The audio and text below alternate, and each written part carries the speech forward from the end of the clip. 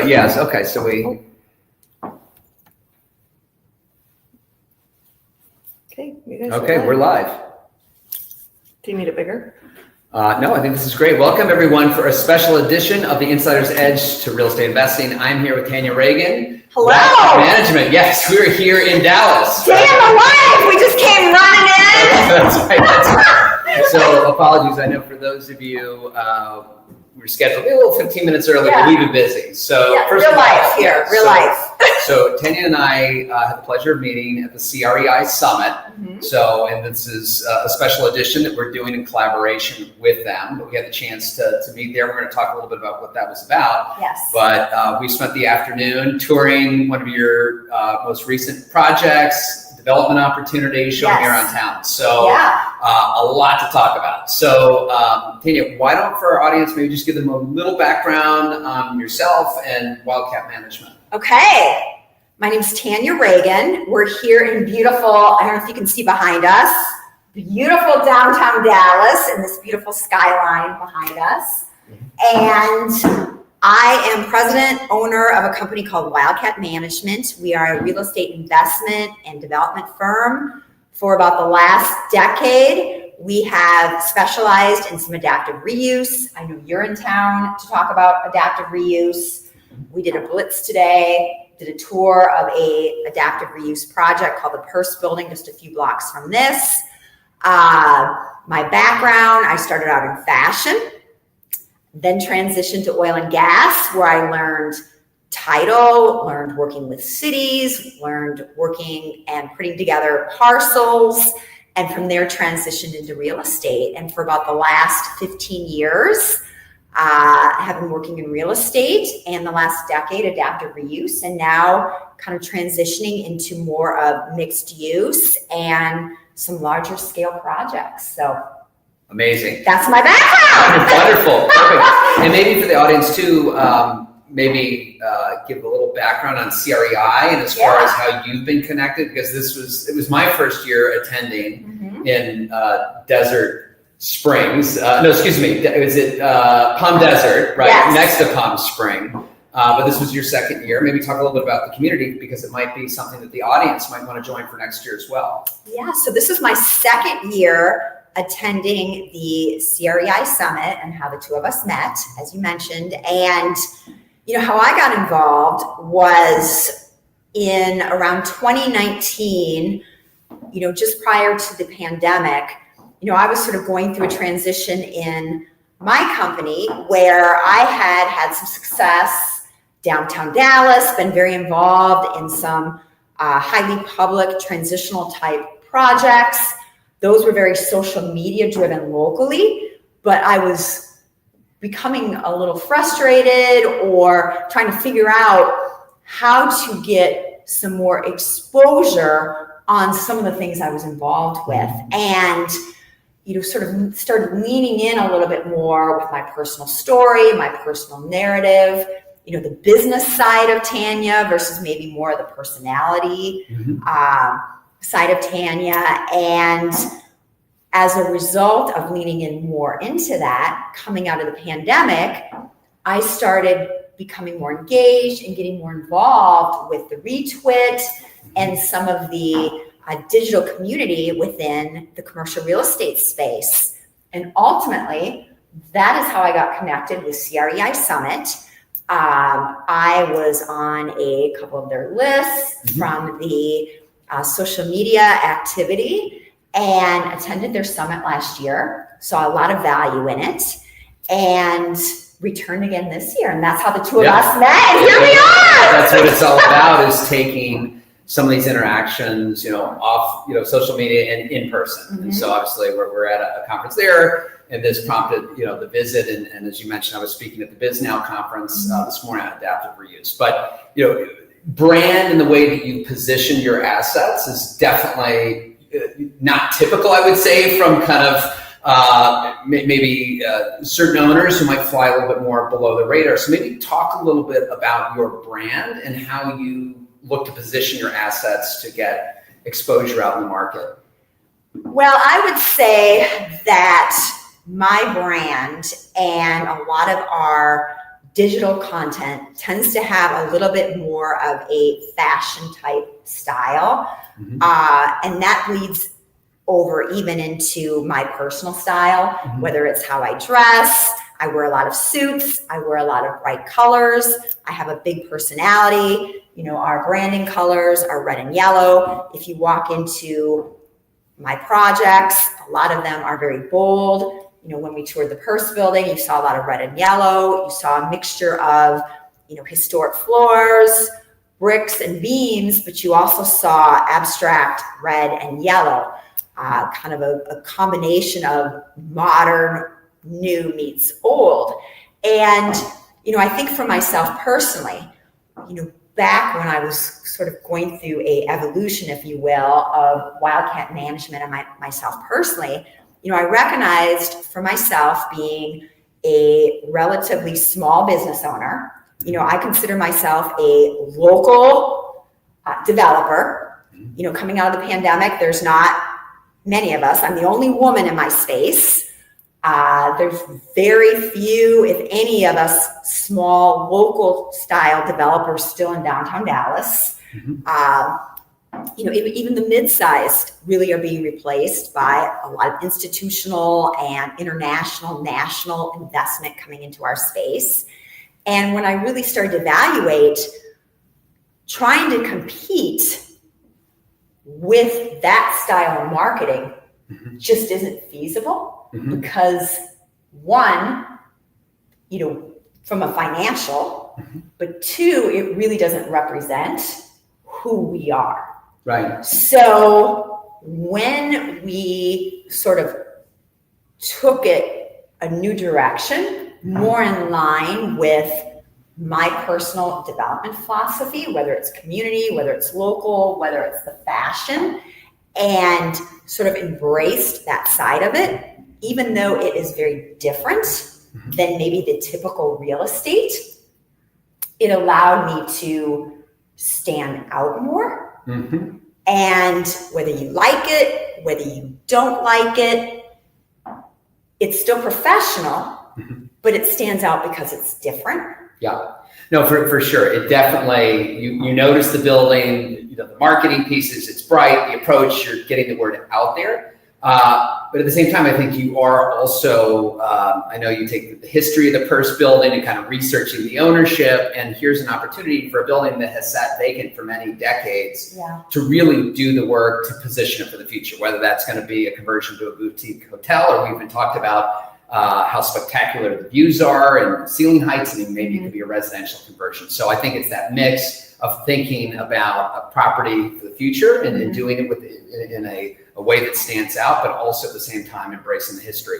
What I'd love for the audience to hear a little bit about is, I mean, we could spend a lot of time talking about the transition from fashion to oil and gas to real estate. So, but you know, as you toured me through your various projects here throughout the city, to me, it really seems that you're a visionary in the sense that you knew where the city and where especially certain neighborhoods were going. So the fact that we were on the West End, which you told me, James, 10 years ago, this is not what it looked like, but you knew that it was changing. We also just toured one of your sites next to the farmer's market. So talk a little bit about kind of that vision. And I'm sure when you made that transition from oil and gas to real estate, I mean, that alone was a leap. So not only to do that, but then to go into some of these more pioneering areas. What gave you the courage to do that? God, what gave me the courage? I will say that I love the creativity. I love feeling inspired. I love this idea of, you know, having this connection with community, with history, with this experience that you are able to bring people together. And, you know, initially when I came downtown, it was a ghost town after 5 p.m. And my first investment in the farmer's market area, I literally went door to door to the business owners and called them and organized what became the largest business organization, nonprofit, it still exists today, downtown. And we as an organization lobbied of business owners at the state and local level to create what is now the Farmers Market District. And what that experience taught me was it taught me organizing, it taught me working with government, it taught me how to bring people together and what an impact it can make on real estate, on the type of tenants you can bring in, on the support of your neighbors, on your community, on whether you're a huge developer or whether you're a wholesale, fruit producer, right? Of what that group in numbers can do. And that experience brought me over to the West End. Then it got me involved in all of downtown. And now I'm able to take that experience and do it in other cities and do it other places. So, that piece of it is really exciting for me. And for me, how I learn is I have to touch it. I have to live it. I have to breathe it. I know, I'll give a shout out to Strip Mall Guy, but he posted something how, 10 years ago or 15 years ago, he would go sit at a strip mall and he would spend days there just watching and observing. And I related to that because for me, when I was downtown and I first got here and I had more time, I would put on my running shoes and I would run. I would walk.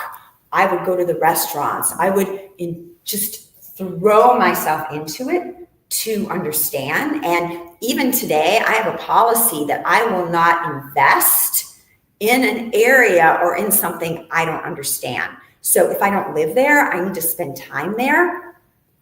I can't just visit. I have to really be in the space and feel it to understand it, to know whether I can make that work. Yeah, no, we were having the conversation on the way over here that actually being out there and seeing and experiencing it, you wouldn't get this from the desktop. I mean, you don't know the farmer's market unless you spent time there. And for those of you who have not been, the weekends, bananas, right? You can't park anywhere. No. It has become the spot. So however you knew that was going to become the next thing, again, you clearly were watching the trends and what was happening. But I'm still, maybe the question is more about the conviction. Again, the Purse building, to buy a building that has sat vacant for decades, right? And all the things that come with that, right? And then to figure out how to reposition it for the future. And again, not coming with the traditional real estate background. Right. What gave you, the conviction again that you could actually not only take on this building, but figure out how to unlock the value and position it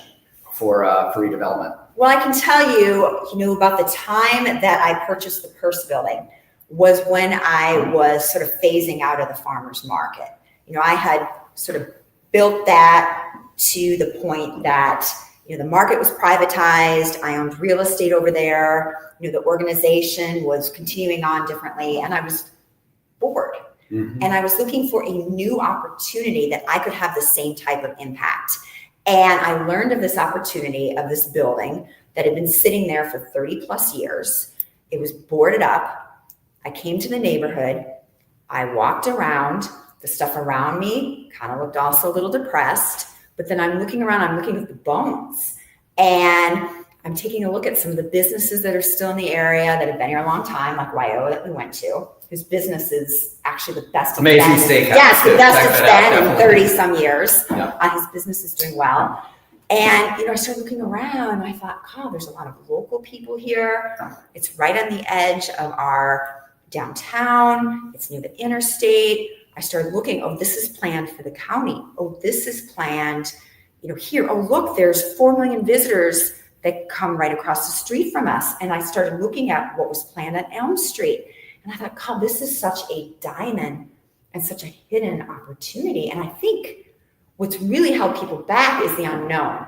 Look, you don't know what you're going to find. Nobody wants to stick $2.5 million in a building to go in and find out that there's all these issues. There's uncertainty in the unknown. So, ultimately, I felt that there was so much upside potential And I could create this sort of similar type of experience that I was able to be a part of in the farmers market, which was why I took the leap over in the West End. Now, we had the pandemic, the whole world shut down. There was a lot of unknown surprises. Yes. And you flash forward today, and for so many reasons, that property is better today than it was then. Right. It's getting it off the finish line today. And, today, whether it's a boutique hotel, whether it is, multifamily, whether it's creative office, really, I think it'd be a great hotel, especially with the new convention center. The timing of where that played out with everything that's happening in our city is just fantastic. It's just taken a little while to get here. Having the right patience and being able to pivot and think about different uses and really trying to figure out how to unlock the value.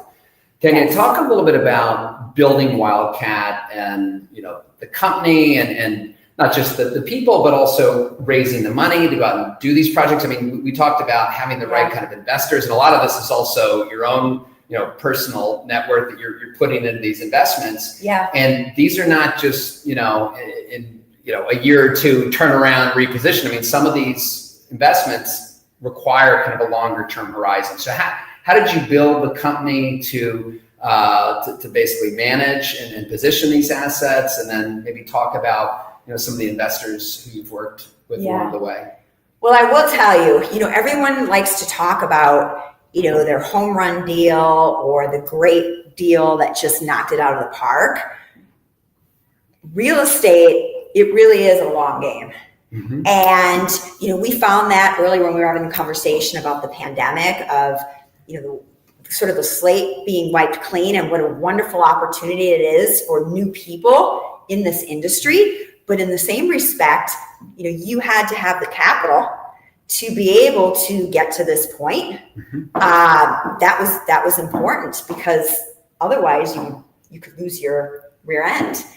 For me, in the early days, I went out and I raised capital. When I was raising money for the oil and for the gas, I went to family, I went to friends, and I said, hey, I want to go out, I want to put together some oil leases, I want to acquire some interest, I want to start packaging this. I think there's an opportunity in this natural gas play. So early on, I went to, family, to friends. I had some folks that I had worked with in a prior role and more of a startup capacity that were used to investing in ideas and investing in sort of more risky type, venture type projects. And from there, I started putting together some of these oil and gas deals. And from there, we just kind of kept moving it over to the next deal, and then eventually started rolling over and doing some of that in real estate. And a lot of those early investors, they stuck with me, up until some of them up until even recently, the last few years. And I think for me, I had to really evaluate where I was at in my life, mm-hmm. wanting to scale, wanting to do bigger projects, my age, my capacity of where I wanted to be in the next 10, 15 years, and how that cycle looked different than 15 years ago, and recognizing that I had outgrown some of those partners and we were just in different places. And I think we all kind of recognized that. So just prior to the pandemic, and then even in the last probably 24 months, I started taking out a lot of those partners. Right. Yeah. But initially, and I know for a lot of our audience who, maybe they see that opportunity mm-hmm. in their neighborhood and they see this new frontier. Yeah. But if it's their first investment, right? So because clearly you made the transition, you had a track record, it sounds like, with your investors in oil and gas, but now you're going into real estate. And again, giving them the confidence that you could actually execute on this, not having, because you didn't have a real estate background. Is that correct? You were saying you're investing in me. Mm-hmm. I have, I see value. This is why, mm-hmm. but you don't have a track record. You haven't mm-hmm. done it before. So how were you able to kind of get over that? Well, I would say for me personally, I came from a, finance background. Even though I was working on the fashion and the retail side, I was working on more in a startup type capacity where I worked with Fortune 500 retailers, and it was a very strong finance side. So when I went and worked with raising the capital, it was showing a pro forma, showing what I was going to be going after, very transparent. This is what I need. This is where it's going to be allocated. This is my timeline. This is what I see as a return. This is the exit plan and what we're going to do after we exit. And very, very conservative. I have the philosophy, I'd rather, under promise and over deliver. Also, early on, I always put some of my own money in the deals, even if it was small amount. So let's say I started out and I was let's say I put 15,000, or maybe you can put 20,000, or maybe you could put 5,000. I don't know, even within your own brokerage firm. I know for women in particular, if you go to a brokerage firm and you start asking around the firm, you'll see a lot of the men will tell you, hey, we're investing here, or we're investing here, or we're a part of this in some capacity. But when you start asking the women, you'll find that majority of the women are not involved and are not participating. And what's so important in participation, whatever level it is it gets you a seat at the table to listen, to learn, to ask questions, whatever amount it is. So worry less about the amount, worry more about getting in the deal, if nothing else, to learn, because you will learn so much. So for me, being able to graduate, right, to a point where, now I own stuff 100%, or I'm in a place where I'm the majority owner, or buying stuff 100%, or I'm graduating to a point where I'm raising capital in a different way, because I'm scaling the type of capital that I'm looking to raise is structured in a totally different way, but you have to start somewhere. I'm so glad that you brought that up, and also speaking to the women listening to this. And our friend Beth Azor, and I've had her on the show, but one of her huge goals is getting women to invest in real estate. And I don't know where she got the stat, but she thought there was only, in the single, percent range of women owning real estate. And so that's one of her passions, and coaching women to go and invest. So I think it's fantastic that you are. The time, or even, oh gosh, I saw that property and I wanted to buy it. I saw the opportunity, but my husband or this or that, I was so fearful and I didn't do it. I hear it all the time. Yeah. And I think, look, I get it. And you don't want to overextend, right? But in order to grow, real estate in this country is the number one opportunity for wealth. Mm-hmm. It is. Yeah. If you see it and you want to be it and you want to get there, you've got to get a seat at the table. And that means you got to start. And the sooner you can start, and even for myself, looking back, I was so loyal to my partners, which is a good thing. But in retrospect, I wish I would have started a little sooner. Yeah. I do. Yeah. Well, Tanya, let's talk about how you're now scaling your business. So you're now assembling land as well. Mm-hmm. And now, not just working with individual buildings to reposition, you're now looking at master planning communities. But it's interesting, your take, and not surprising, was not your typical cookie cutter type multifamily development. So talk about the types of communities that you're looking to build in the future. And we were talking a little bit over lunch about how you're looking to grow your platform and do larger scale development. So I've been very reflective the last, I would say, year to 18 months in taking everything that I've learned from the last 15 years and sort of combining it. And if you look at the fashion, if you look at the community building, if you look at the historic, if you look at this authentic experience, urban, creating this neighborhood type of atmosphere and combining it all. And that can look a few different ways.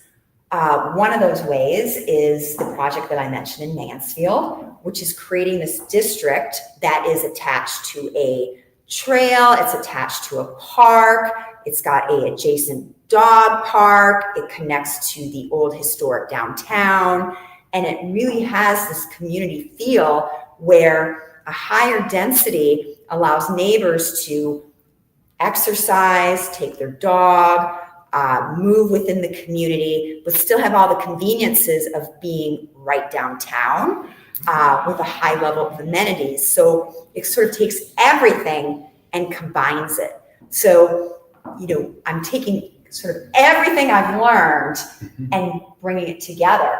There's another component of it from, there's a lot of opportunities in some of these low-hanging areas around Texas where they have a tremendous amount of historic buildings. And I'm not talking a single building or two building, I'm talking blocks.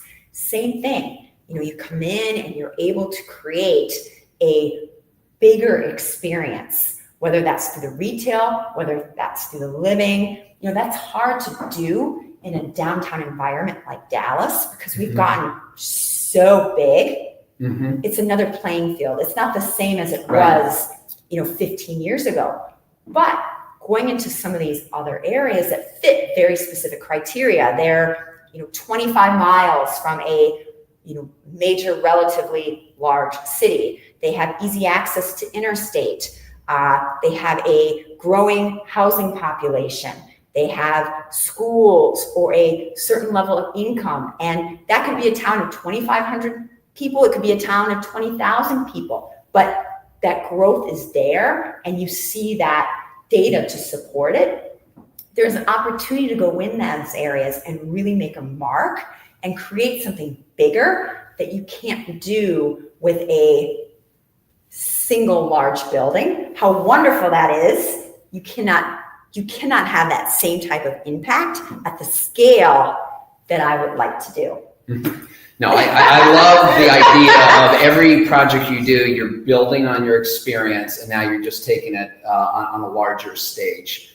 So, Tanya, I'd love to talk about a topic that we were discussing earlier about the idea that sometimes local investors, maybe you've been investing in a market for a long time, you're kind of looking at that market with blinders on. And I think what's refreshing to hear is you're always kind of taking that outside perspective. Why is this building underutilized? What's missing in this area? And we were talking about the idea of, local investors versus investors who are from out of town, even foreign investors. And I've got to say, just even selling properties in New York and thinking back to, 2020, like late 2020, early 21, we're saying, is this the death of the city? Like, what's happening? And we had foreign investors just pour into New York, and they said, New York is on sale. It's not going anywhere. So sometimes like that outsider's perspective, when you don't have, you're not, maybe if you're there every single day, you're not really seeing the big picture. Yeah. So maybe talk about that. Because I think also,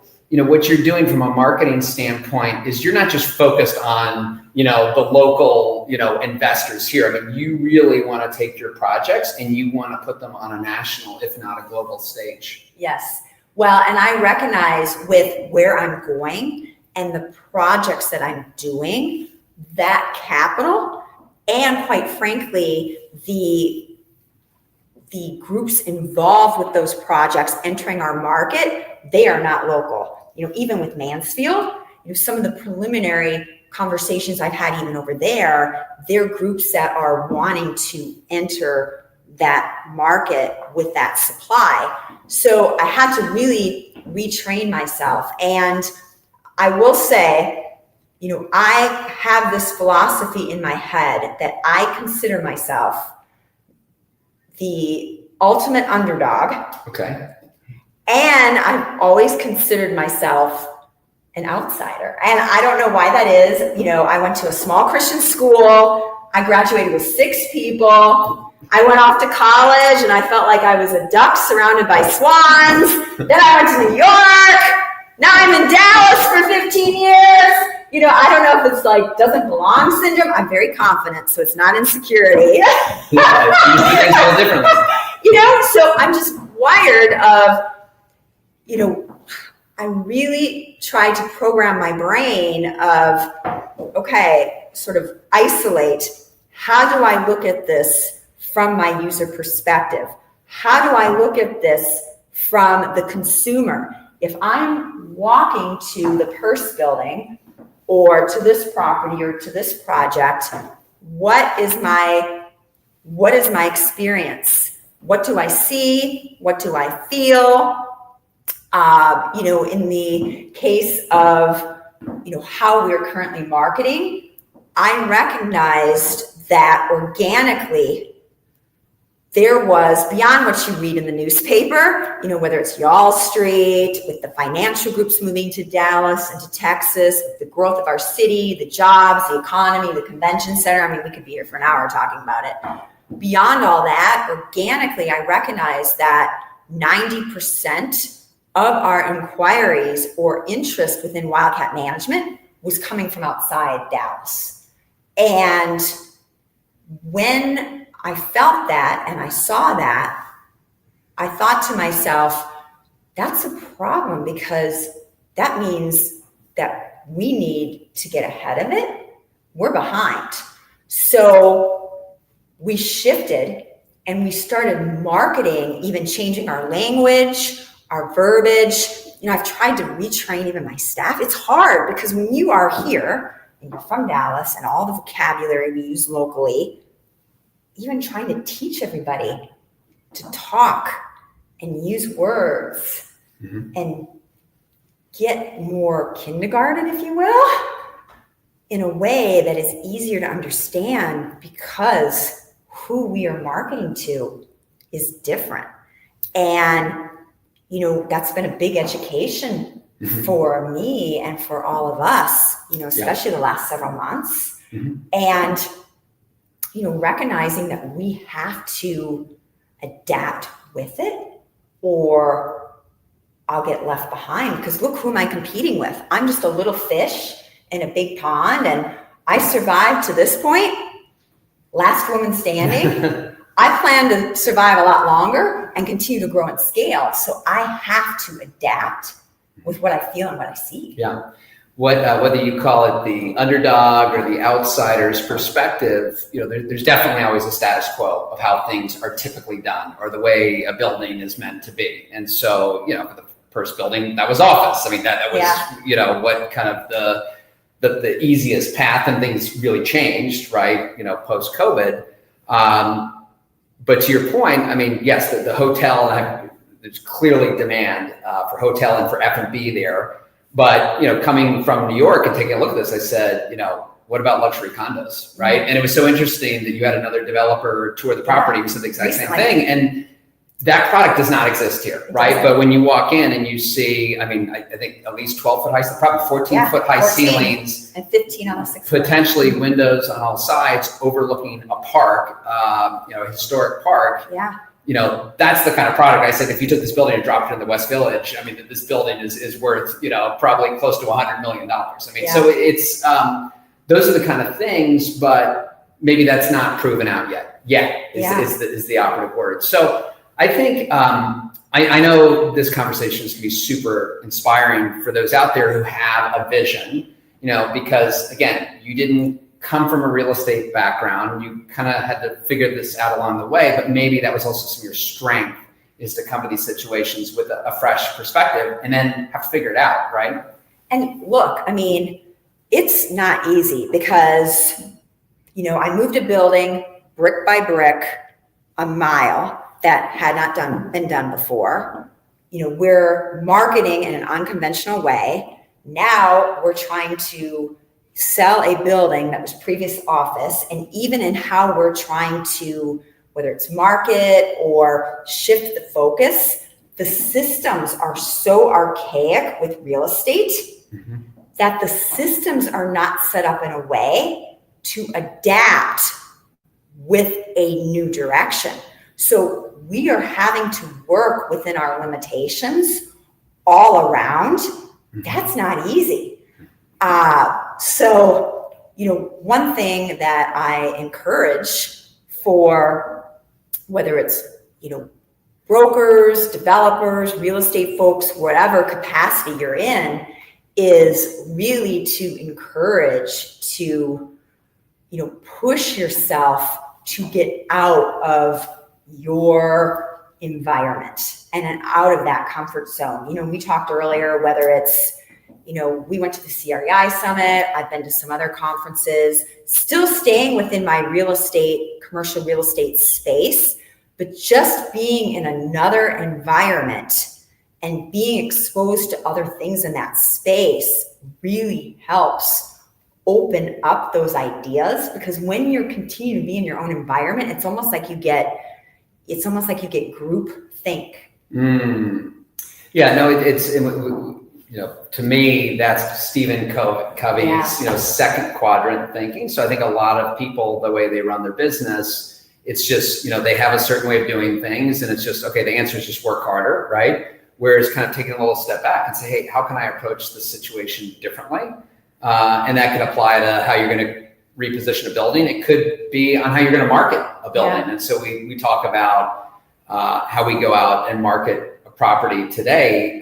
Yes, I mean, certainly there's always the first 5 or 10 phone calls that most people could think of, but anyone can do that, right? Yeah. So the key is, we have all this technology. Social media is just one piece of it. It's a delivery method, but there's so many ways to get the word out there. And it truly is, I mean, certainly maybe not in every market, but certainly a market like Dallas, which by the way, first half of this year was the #1 market in the country. $13.5 billion of sales here. I mean, this is a big market. There's a lot going on here. And again, opening it up to the whole world. Well, even when we were driving around today, I mean, you were like, wow, everywhere you look, there's people moving on the street, there's cranes, there's construction. I mean, I feel so fortunate because wherever I go in the country, that whether I'm there for real estate or even if I'm just there on vacation, when you say you are from Dallas, Texas, people are like, wow, I mean, that place is on fire. Oh, that place is great. Oh, there's so much opportunity there. And really, I mean, it is so welcoming. It is so business friendly. We have a city that is highly incentivized. They want development. They want hotels. We've got this big, expensive convention center. I mean, they really are pro-business, and I feel so fortunate. I mean, I saw that 15 plus years ago when I moved here, and I still feel that today. Mm-hmm. So Tanya, with that all in mind, and thinking about what the next 5 or 10 years hold, I mean, is it just doing larger scale projects here? I mean, I think you said the importance of being able to see what you're doing, and not that you couldn't, hop on a plane and go to other markets, but is that really the goal? I mean, what does Wildcat look like, 5, 10 years down the road? Well, I mean, I do see myself in Texas. I see myself expanding throughout North Texas, some of the areas that I already mentioned to you, not necessarily Dallas. I see myself expanding in some of these low-hanging fruit and some of these maybe smaller areas that have big growth potential. Mm-hmm. And I'm in a unique position in my life where now today I have the capacity that I can lean all in, whether it is owning the real estate, whether it is owning the equipment, whether it's owning the concept, whether it's being involved in the entire development from start to finish. That is something that I'm really excited about and really ready to embrace, which is another reason why I made the decision to market the purse, to market the other property that we visited today, because I'm super excited about this next chapter, and I'm ready to lean into it. Wow. Amazing. Yeah. Tanya, this has been such a spectacular day, and to see that tour. I mean, this is really a typical New York day. We got a lot. I love it. I live for this. Yes. So I live for this. So for someone, we've got some of our live stream listeners right now. People are going to be hearing this on their favorite podcast networks. But what advice would you give to the person out there who, either they're in a different industry or maybe they're in real estate, but they've never made their first purchase, but they have that vision, they see that opportunity, again, taking that initial leap. What would you, because I think you did say, all right, let's not be, financially reckless, but I think there is kind of this middle ground where, it is a risk, but at some point you have to take a leap. So what would you say to the audience? When is the right time when you see that opportunity to say, I'm ready, I'm jumping in? Well, I will tell you, I do believe fear is sort of like a muscle. And as you get more comfortable with fear, you're able to have more and more tolerance and be able to push further and further and further and be able to navigate more, which I'm not saying that you should go off the cliff or anything, but I think that is a very positive thing to have an appetite for fear. So, for myself, my advice would be not to wait too long. Whatever capacity you are able to, if you have the opportunity, do it. And most importantly for women, ask. Men especially, they tend to be more likely to step forward and ask. And women hesitate or don't ask. You have to ask. I am pretty hard to offend, and I don't ever, for me, no is just sort of not right now.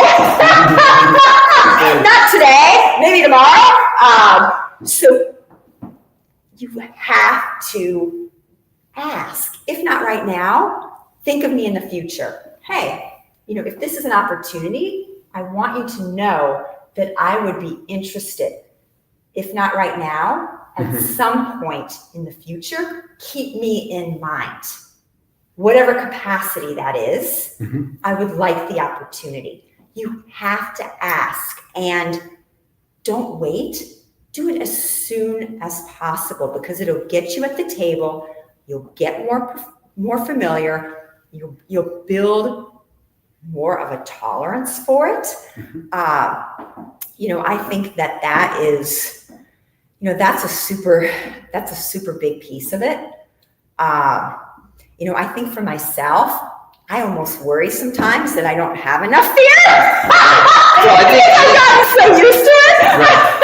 I think part of it is, to me, it sounds like it's kind of getting outside your comfort zone. Yeah. There's definitely that track where, hey, either I'm working for a bigger shop or I'm getting, a salary, and, it is a little bit of a risk, and it is going outside your comfort zone. So yes, fear is part of that, but I think it is, kind of embracing that challenge and really having, a belief in your conviction. So this has been an incredible conversation. Thank you so much for sharing. Now, for our audience, I'm sure you're going to get a lot of outreach. What's the best way to get a hold of you and see all the incredible things that Wildcat Management's doing? Thank you. The best way to get a hold of me, of course, is social media. You can follow me on Instagram. You can follow me on LinkedIn. On Instagram, it's Tanya A. Ragan, TanyAARAGAN. Of course, Instagram, it's more of day in the life. I post a lot more fashion. I have a high female following, so they're very interested in what I wear, how I navigate, going to meetings, dressing professional. That seems to be a big conversation about how to be authentic, how to still be creative, how to still have style while being in a conservative space. You can follow me on LinkedIn, much more real estate heavy. Of course, Twitter, Also active on Twitter, Tanya A. Ragan, Wildcat Management. Wildcat MGMT is on all of the social channels. We also have the Historic Purse Building. If you're interested in the Purse Building, Purse Building Dallas has a website. Historic Purse Building is also on Instagram, LinkedIn, the various social channels. There are a lot of ways to find you. This is fantastic. Not hard to find me. And for you all, at jamesnelson.com, this site, I build it for you. It's not about me. It not only will have this podcast and the show notes, but it has a lot of helpful white papers out there, obviously ways to get the book. We're also going to be coming out with an instructional course pretty soon, so stay tuned for that. But as always, the best thing I think that you could do is if you found value from the show, and I don't know how you couldn't, forward it on to someone who you think would find of interest. That's the best thing that you can do. So as always, I want to thank you for joining. Until next week, I'm your host, James Nelson. Thank you. Thank you, everybody.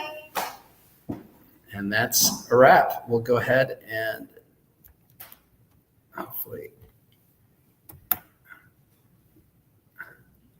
see if we can turn this off here. No one? No.